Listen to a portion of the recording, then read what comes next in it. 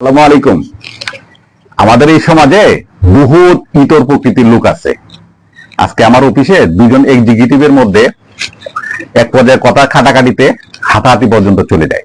তো একজন আরেকজনকে বলতেছে যে তুই আমাকে চিনিস, আমি ঢাকা স্থায়ী, আমার ঢাকা শহরে দুইটা বাড়ি আছে, আমার বাবাও ঢাকা শহরে বড় বিজনেসম্যান ছিল, আমি এক্সপিরিয়েন্সের জন্য পড়াশোনা শেষ করছি জন্য এই কারণে চাকরি করতে আসছি, আমার এন আছে, আমার এত টাকা ভাড়া আসে, আমার গাড়ি আছে, আমার বাসায় দুইটা গাড়ি পড়ে রয়েছে, তোরে এই করবো সেই করবো, তুই ঢাকা আসছস এর জন্য কুইননি, এই মানে তার ঢাকা বাইশে আছে, মানে অনেক কথা। যার বাড়ি আছে সে মনে করেন যে অনেক কথা শোনাচ্ছে, মানে তার বাবার বাড়ি আছে এই কারণে।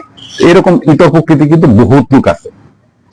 হ্যাঁ, তার প্রোডাকশন, তার যে অবস্থা এটা জানান দেওয়ার জন্য সে কিন্তু অনেক কিছু করে। এটা কিন্তু অন কাইন্ড অফ নিম্ন মধ্যবিত্ত যারা, মানে ধরতে পারে নিম্ন মধ্যবিত্ত লেভেলে যারা ছোট লোক, তারা কিন্তু সাধারণত এই কাজটা করে যে আমার এন আছে, আমার বাবার এটা আছে, আমার বাবার গাড়ি আছে, অথবা নিজের আমার এটা আছে, সাধারণত এটা শু করে।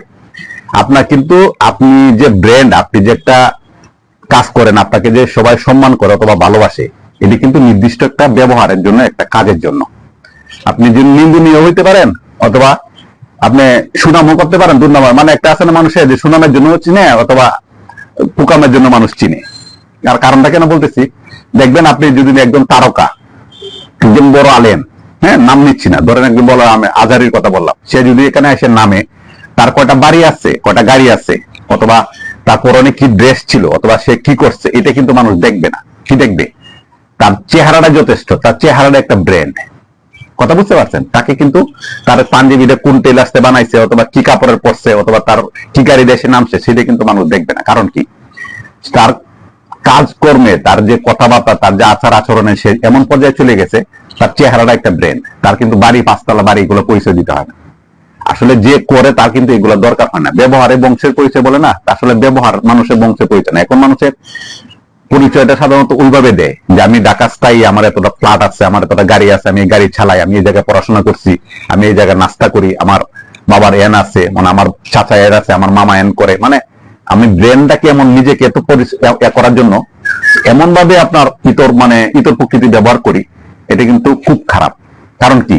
আপনি কিন্তু নিজের কোনো যোগ্যতা নাই দেখে কিন্তু আপনার বাবার কি আছে, আপনার চাচার কি আছে, আপনার খালুর কি আছে, আপনার মামার কি আছে, আপনার চাচার কি আছে, এইগুলো পরিচয় করছেন। আপনার যদি নিজের যোগ্যতা থাকতো তাহলে তো আপনি অন্য একটা বলতেন না, আপনার বলতে হইতো না। এবং আপনার যদি আসলেই থাকে, আসলে যদি আপনি নিজের অযোগ্যতা থাকে, অথবা আমি এটা করছি আমার এটা, আপনি কিন্তু শু করতেন না। হ্যাঁ, আপনি শু করেন, যারা থাকে তাদের শু করে না। এরা শু করে যারা একদম নিম্ন মধ্যবিত্ত, যারা একদম ইতর থেকে একদম ছোট লোক থেকে যারা উপর লেভেলে আসে, তারাই কিন্তু দেখায়। ধরেন সে 30,000 টাকা বেতনে চাকরি করে, হ্যাঁ 30,000 টাকা, অনলি 30,000 টাকা, 40,000 টাকা পায়। সে জুতা পরে 10,000 টাকা দামে, গেঞ্জি পরে, ধরেন গেঞ্জি যেটা পরে, সেন্ডু গেঞ্জি, মানে গুলগলার গেঞ্জি যেগুলো পরে, সেটা 700-1200 টাকা দামে গেঞ্জি পরে, 7-2,000 টাকা কম শার্ট পরে না। হ্যাঁ, তার বডি স্প্রে যেটা ইউজ করে সেটাও সেই লেভেলের। ধরেন আপনার সে মানে কোথাও যদি মার্কেটিং এ যায়, সে পাঠাও ছাড়া যায় না।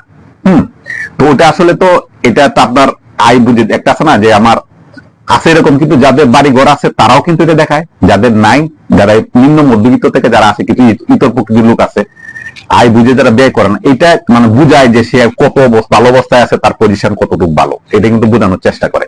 এতে কি হয়, যারা নর্মাল ভাবে চলতে চায় যে আমি 10,000 টাকা 30,000 টাকা ইনকাম করি, অনেকেই আছে 30,000 টাকা ইনকাম করার পরে তার বউ বাচ্চা নিয়ে কিন্তু ঢাকা শহরে থাকে, খুব সুন্দর ভদ্রভাবে থাকে।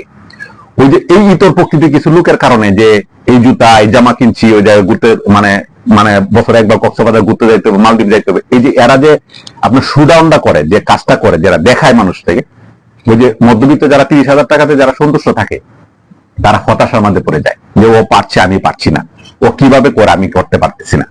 হ্যাঁ, তো ওইটা কিন্তু আপনি শুধু আপনার শোকটা, আপনি যে খুব ভালো অবস্থা আছেন তার না, হয়তো আপনি অন্য কারো কাছে দাঁড় করছেন, অথবা কোনো আকাম করছেন, অথবা সুকাম করছেন করে আপনি টাকাটা আনছেন না। এই বেতন দিয়ে তো আপনি মনে করেন যে 10,000 টাকার জুতা, 4-5 জুতা ইউজ করেন, আপনি সপ্তাহে 7 দিন 7টা জুতা ইউজ করেন, 7 দিন 7টা শার্ট ইউজ করেন, প্যান্ট ইউজ করেন, বডি স্প্রে ইউজ করেন, হ্যাঁ আপনার সেই আইফোন ইউজ করেন, এটা তো আপনার এটা সম্ভব না। এই 30,000 থেকে 40,000 টাকা বেতনে চাকরি করে কিন্তু সম্ভব না। এখন সেটা আপনার বাবার কাছ থেকে আনতে, বাবার কাছ থেকে আনলে আপনি তো অমায়িক হওয়ার কথা।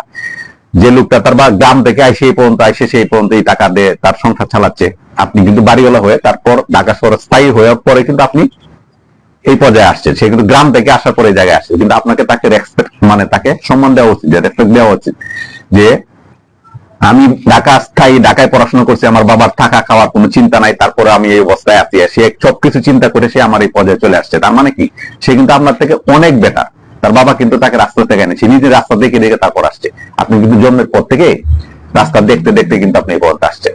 তা আপনি যে ব্যবহার এরকম অনেক আছে, দেখবে শতকরা চিরস তুই আমাকে, আমি কে, আমার জানো আমি কোথায় নাস্তা করি, আমি কোথায় ঘুরি, আমি কি জুতা পরি, আমি কি মোবাইল ইউজ করি, আমার চাচাকে, আমার মামাকে, আমার বাবাকে, আমার চাচা মানে একে, মানে এই যে আমরা পরিচয়গুলো সুডাউনটা যেটা আমরা শু করি, হ্যাঁ, এটা কিন্তু উন্নত মানের একটা ছোট লোকের মধ্যে পড়ে এবং ইতরের মধ্যে পড়ে।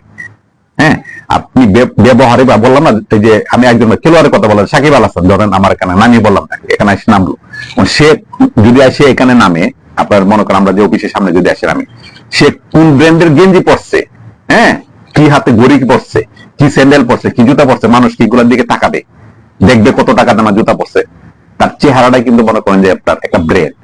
আপনার কিভাবে সে কিন্তু তার খেলার দ্বারা মানে খেলোয়াড়, তারপর অন্যান্য কর্মকাণ্ড দ্বারা সে কিন্তু এই পর্যায়ে চলে গেছে। ধরুন মাশরাফির কথা বলেন, সাকিব খান বলেন, হ্যাঁ, ওরা সাকিব খান যদি নাকে কোন ধরনের জুতা পরছে, কি পরছে না পরছে, এটা কেউ দেখবে?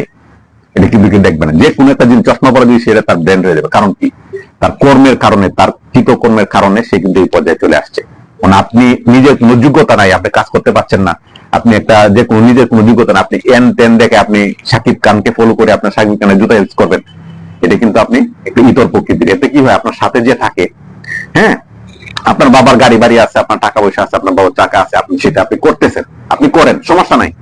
কিন্তু আপনার যে বন্ধু আছে, আপনি আইফোন ইউজ করতেছেন, আপনি 11 প্রো ম্যাক্স কিনতেছেন, আপনি মোটরসাইকেল চেঞ্জ করতেছেন, আপনি ঘুরতে যাচ্ছেন, মালদ্বীপ যাচ্ছেন, আপনার বন্ধুর যে অবস্থা, তার হয়তো বা তার বাবার বাড়িতে টাকা দিতে